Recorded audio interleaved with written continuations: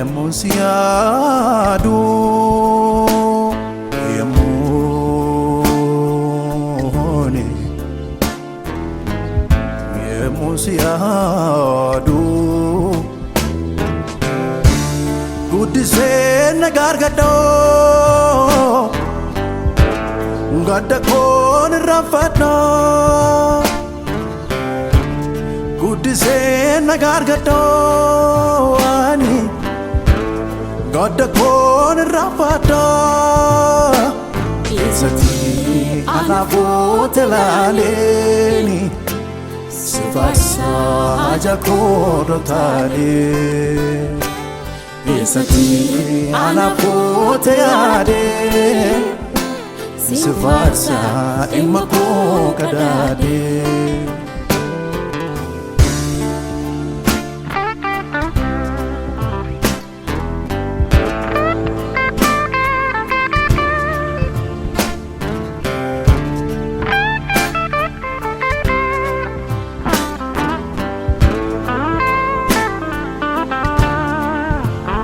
Ingedaramu injiramu fulkenati Gadda kongaten farfachawala bagodeziti Akka kemaltu nabate Yesus abamo hada Kalma garako sidan gadasa malasi goda Akka kemaltu nabate Yesus abamo hada Kalma garako sidan gadasa malasi goda Yemuni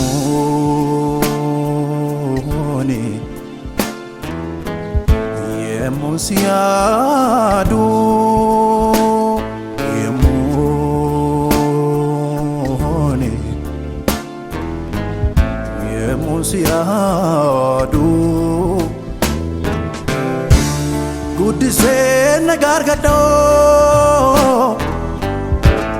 Gadda kon rafadno Gudise nagargado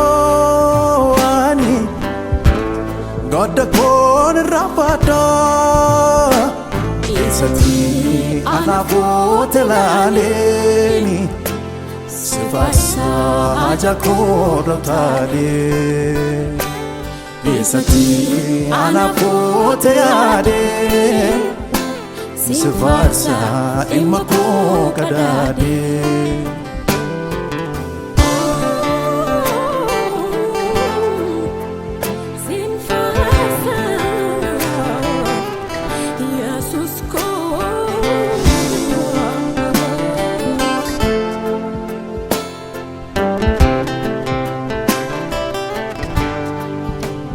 Ola diablos nafkota olu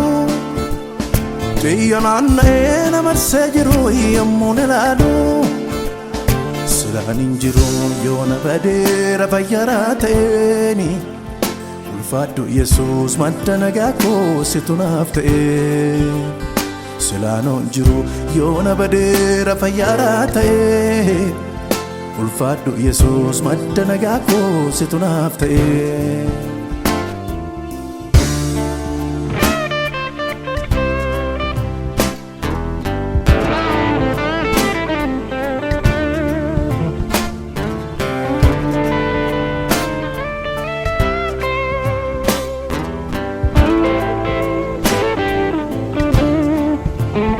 Utwatin jire sila baderai nafumof kale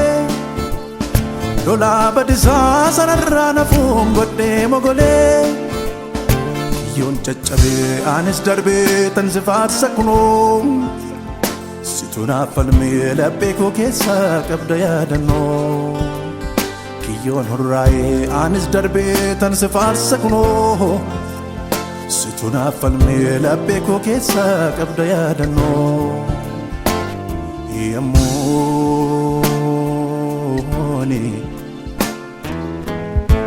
Yemusiadu Yemuni Yemusiadu Gudise nagargado Gadda koon irraanfadhu guddisee nagaa argadhu ani gadda koon irraanfadhu eessatti anaaf ilaaleeni si faarsa haja koo dhotaalee eessatti anaaf